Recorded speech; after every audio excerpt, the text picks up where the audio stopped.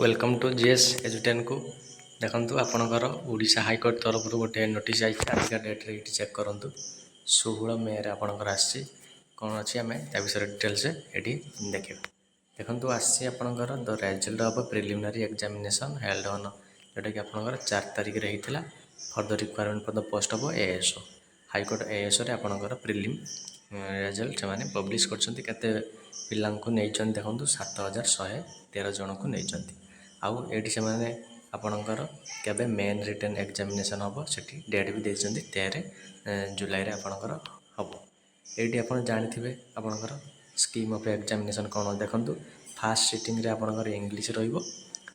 9 ରୁ 11 तापर जीएस रहा 11 12 गोटे मैथमेटिक्स 2:30 ରୁ 4:30 आपणकर ये रहा मेन पाई आप एडमिट कार्ड के डाउनलोड करेंगे मेन पाई